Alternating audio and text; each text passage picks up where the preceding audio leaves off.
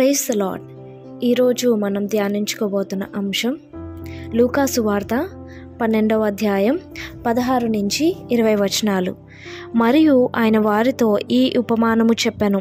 ఒక ధనవంతుని భూమి సమృద్ధిగా పండెను. అప్పుడు అతడు, నా పంట సమకూర్చుకొనుటకు నాకు స్థలము చాలదు, కనుక నేనేమి చేతునని తనలో తాను ఆలోచించుకొని, నేను ఇలాగ చేతను, నా కొట్లు విప్పి వాటికంటే గొప్ప వాటిని కట్టించి అందులో నా ధాన్యమంతటిని, నా ఆస్తిని సమకూర్చుకొని, నా ప్రాణముతో ప్రాణమా, అనేక సంవత్సరములకు విస్తారమైన ఆస్తి నీకు సమకూర్చబడి ఉన్నది. సుఖించుము, తినుము, త్రాగుము, సంతోషించుమని చెప్పుకొందుననుకొనెను.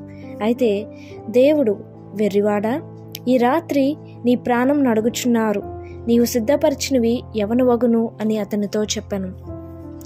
నిజమే కదా, తన ధనవంతుడు తనకున్న ఆస్తిని బట్టి, తనకున్న సమృద్ధి అయిన పంటను బట్టి సంతోషించకుండా ఏం చేద్దాం అనుకున్నాడంటే రెట్టింపించుకొని నేను హ్యాపీగా ఉంటాను, నేను బాగా తింటాను, తిరుగుతాను, తాగుతాను, అలా అనుకున్నాడు. పాప అనుకున్న వ్యక్తికి ఆ నెక్స్ట్ డే అనేదే లేకపోయింది. ఎందుకంటే దేవుని యందు నమ్మకంగా ఎవరైతే ఉంటారో, దేవుని యందు సంతోషంగా ఉన్నవారు మాత్రమే వర్ధిల్లగలరు. మనం కూడా అంతే కదా, మన జీవితాలలో చాలా గర్విస్తూ ఉంటాం. మనకున్న సిచ్యువేషన్స్ బట్టి, మనకున్న స్థితిగతులను బట్టి, లేదంటే మనకున్న లైఫ్ స్టైల్స్ని బట్టి చాలా గర్విస్తూ ఉంటాం. నాలాగా ఎవ్వరు లేరు, నేను వేసిన డ్రెస్ ఎవ్వరు వేసుకోవట్లేదు, నేను చాలా అందగత్తిని, లేదా నేను చాలా అందగాడిని అని మనం చాలా ఫీల్ అయిపోయి మనం చాలా విషయాల్లో గర్విస్తూ ఉంటాం.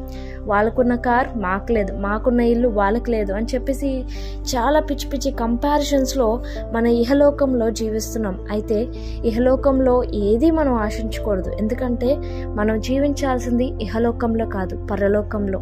మరి నిత్య జీవంకి వెళ్ళాలి అని అంటే మన అనేక ఆత్మను రక్షించుకోవాలి. మరి ఇలాగ గర్వించే మనస్తత్వం ఉంటే మనం అస్సలు ఎదగలేం. మనల్ని మనం తగ్గించుకుంటే దేవుడు మనల్ని ఎంతగానో హెచ్చిస్తాడు. సామెతలు 16వ అధ్యాయం 18వ వచనంలో ఏముంటుందంటే, నాశనమునకు ముందు గర్వం నడుచును, పడిపోవుటకు ముందు అహంకారమైన మనస్సు నడుచును. నిజమే కదా, మరి ధనవంతుడు గర్వంతో నాశనం అయిపోయాడు. పడిపోవటం ముందు అహంకారమైన మనస్సు ఆయన కలిగి ఉన్నాడు. మరి మనస్థితి ఏంటి ఒక్కసారి ఆలోచించుకుందామా?